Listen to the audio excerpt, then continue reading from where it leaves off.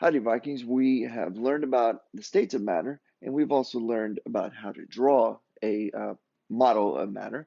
Now we're going to take a look at the energy of matter, and it's going to be great. But first, we need to establish some misconceptions that a lot of people have between temperature and heat. Did you know that they're two different things? Well, they are, because the temperature is the average kinetic energy of a group of particles. They could all be the same particle, or maybe they could be different. And so typically, temperature is written in particle form like that. The longer the arrow, the higher the temperature. So this one is a shorter arrow, so this one would be colder. Maybe this was 100 Kelvin, and this one's 50 Kelvin. Okay. So now the heat, it would be represented as the sum of the kinetic energies. So they are two different numbers, and they represent two different things. Now, heat is typically thought of as actual energy. Now, heat is really the energy transfer of something. So heat, we'll get to this in a second. Heat requires a few extra things to make heat, and it is a representation of it. Now, its unit is going to be in joules. Now, the unit is joules. And then the way we represent that is the J. Now, temperature's unit is going to be, we can write it as Kelvin, and that is written as a capital K, or Celsius, and that's written degrees C, which you've probably seen before. Now, let's show this on a particle diagram. I kind of drew it a little bit before, but if we were to draw two different things, two different containers, this would be the cold container, and this would be the hot container. Then we would, let's draw some gas molecules. So there's empty space in between, and there are 1, 2, 3, 4, 5, 6 dots here. So let's draw 6 dots here that are the same. The only difference is their temperatures. So to really show temperature, you have to show the arrows. You have to show its direction. So when we show arrows, it tells us two things. It tells us the direction, and also the length of the arrow shows the speed of the arrow. So the direction and the magnitude of the arrow is what's important. So here we go. So a cold one, I'll do them in different colors, why not? So cold one is going to have these shorter arrows, and they're going to be moving around at different. They're not all be going the same way. They're just kind of randomly moving, but they all have relatively short amounts of arrows. They don't all have to be the same length, just kind of relatively short. And now the hot ones will have longer arrows. Okay, some of them are a little bit longer than others, but that's okay. And again, they're moving in random motions. I just picked a direction and drew them. And you would just need to make sure to distinguish between shorter and longer arrows. All right, so I hope that sums it up. Temperature is measured in Celsius, and it represents the jiggliness of the molecules, right? This is representing the motion of the molecules. And then the heat is actually representing a transfer of energy, okay? So let's move on, and let's think about heats of two different objects, okay? So we have number 1 and number 2. So for number 1, it has a mass of 25 grams and a delta T of 20 degrees Celsius. Its heat is represented as the letter Q. So for number 2, its mass is 50 grams, but its delta T, or its change in temperature, is 20 degrees Celsius.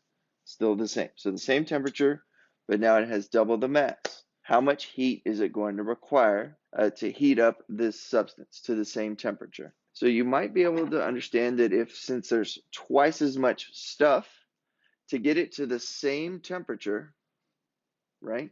To get it to the same temperature, you're going to need twice as much heat. So you would need 2Q. So as the mass increases, then it's proportional to the heat. Heat is written as the letter Q. Now, for the next one, all of mine are a little too low. For the next one, for number 1 and number 3, the mass is 25 grams, and to get it to the temperature of 20, increase of temperature of 20 degrees Celsius.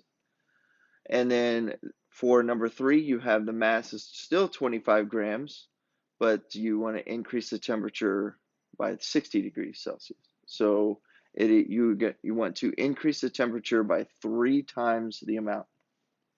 Okay, so how much heat would you need if the mass stayed the same? All right, so hopefully pause and think about that. And you probably, hopefully maybe came up with you would need 3Q as well. So if you have the same amount of mass and you want to increase the temperature by a certain proportion, then also the delta T, or the change in temperature, is also proportional to the heat as well. So as the temperature goes up, the heat will go up. And then the last one, let's see if we can flex our brains. I want you to pause the video and take a look at this one. So what do you think is going to be the heat? We've now changed the mass, so we've doubled the mass, and we've also tripled the temperature. So what's going to be the heat? So it should be 2Q times 3Q, right? Which would actually end up being 6Q, not 6Q squared. Should be 6Q. Okay? Should be 6Q. So 6 times the original heat. I hope that made sense. And what the idea was just to understand that heat depends on the mass, and it also depends on the temperature. And there's one other thing that it does depend on, and we'll just skip ahead. And it depends on something called the specific heat, which is like this proportionality constant. And we'll explain more about that in a second. So the heat is equal to the mass times the specific heat, which has the letter C, and times the delta T. So this is all in your notes. Mass times C times delta T. So delta means change. So whenever I say delta T, I mean change in temperature. So that is written as T final minus T initial. Okay, so Q is going to be your heat, and that's written in joules. M is your mass, and that's written in grams. C is your specific heat. Almost about ready to talk about this in a second. And that's units is joules per grams degrees Celsius. And then temperature, or delta T, is your temperature, your change in temperature. And that is your T final minus T initial. Okay. And its unit is either degrees Celsius or Kelvin. All right. So that specific heat. Well, if you think about it, a piece of metal is going to heat up differently, like a piece of iron, like your iron frying pan, is going to heat up differently than water, correct? Well, iron gets hot a lot faster, and it cools down a lot faster than water does. You know, water can stay hot for quite a long time. So it depends on the substance itself that dictates what the specific heat is. So this is an intensive property. This is a value that changes per substance, and every substance is unique. And it never changes for the substance. It doesn't depend. It does not depend on the mass. It doesn't depend on the amount, but it does depend on what the substance is. So our lab today is going to be to find the specific heat of a certain metal, and it's going to be great. So One last thing, one extra thing before we get into the lab, I want you to think about a bathtub, right? So, and you're filling up your bathtub here, and you start filling it up, and you have lots and lots of hot water, and you end up filling it up too much with hot water, and then whew, you start to get in, you're like, wow, wow, wow, that's way too hot. So what do? Well, you turn the hot water off, right? And you start trying to mix in a little bit of cold water, right? So what happens with that cold water? It lands in there. Now, does it instantly change the temperature of the whole thing? No, because this side is more cool than the other side, right? But eventually, it will all kind of settle out, and all of that, the hot water and the cold water will mix and will mix all together, right? And you kind of understand that, how the temperatures will eventually equilibrate. So that's the same type of thing that we're doing.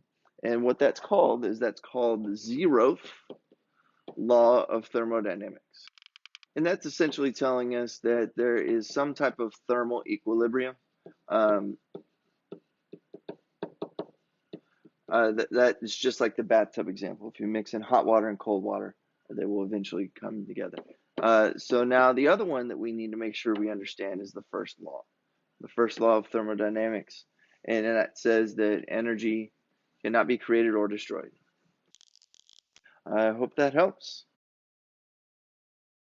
Okay, so here we go. We are going to collect our data for our calorimetry experiment. You have kind of already understood exactly what the Q equals MCAT formula is. So what we're going to do is we're going to perform a very simple experiment that involves heat transfer. We're going to heat up this piece of metal in this water, hopefully before the water goes away. And then some cool room temperature water is going to be in here. We're going to transfer that piece of metal into here, and then we're going to record how much the water temperature changes. Okay, so that's essentially the gist of the thing. So the first part is to find the mass of the metal. That's going to be important. Remember that M in the MCAT equation stands for mass. So, and the mass is 17.89 grams. Then we'll find the mass of the calorimeter, and that's this styrofoam cup thing, and that is 5.45 grams. And then we find the mass of the calorimeter and the room temperature water. I don't mean this water, I mean room temperature water. Okay? Now this is enough water to cover our sample, our metal. Just a little bit, I know you can't see it. So we're going to find that. And that is going to be 46.94 grams. Now I don't necessarily care the mass of the calorimeter. I really only care about the mass of only the water. So you take the mass of the calorimeter plus the water, subtract it by the mass of the calorimeter, and you have the mass of the water. So that is the next blank. You can do that one yourself. Then we're going to take the metal, and I'm going to place it into there and let it heat up.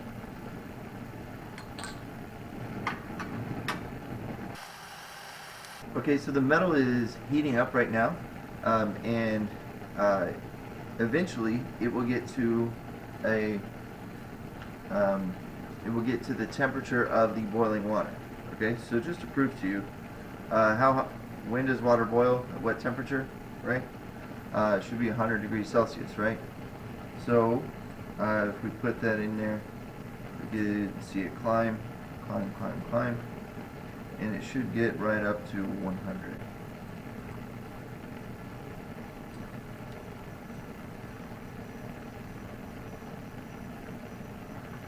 My finger's getting hot. Yeah, so it'll get right up to 100, but it won't go any farther. My finger is getting hot, so I pulled it out a little early. And I want to make sure this has time to cool down.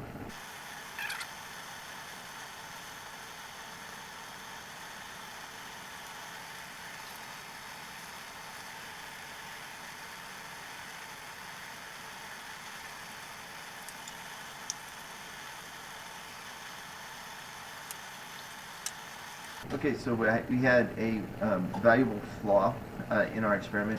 What was happening was that this calorimeter was too tall, so that the thermometer wasn't actually touching the water whenever I put it in. Normally I use more water because we use more sample. So I went and got a new one. Okay, this is going to change our data. Okay, so the mass of the calorimeter, the new mass of the calorimeter, this is the one you should write down.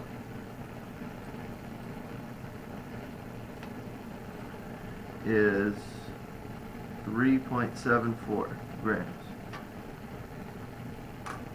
And then the new mass of the calorimeter and the water is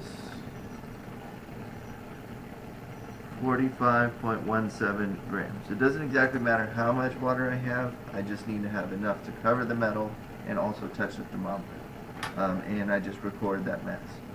So by now, you should be able to calculate the new mass of water. And now the initial temperature of the hot metal sample should be 100 degrees Celsius, 100.0. So please write that down, 100.0 degrees Celsius. And then we are now going to take this and we're going to measure the initial temperature of the calorimeter, and that is going to be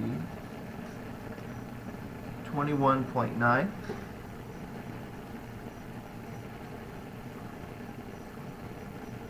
degrees Celsius. We're going to take this metal and we're going to take it out and put it in very quickly.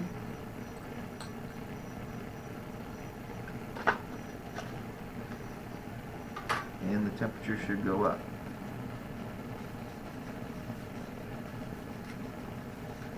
Turn the gas off.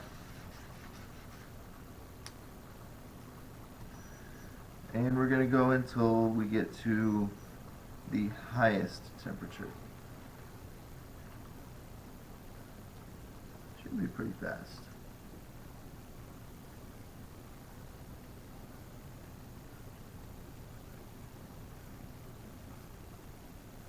Looks like that's probably it.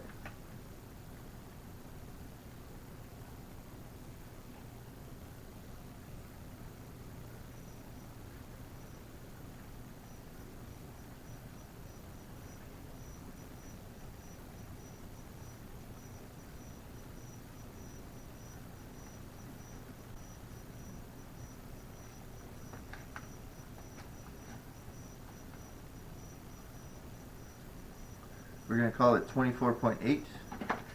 That is our final temperature of the water, and we have now collected our data. Fantastic. So now you won't be able to do two trials. I won't do the second one. We'll just stick with the first one. You have your data. I hope that works out for you.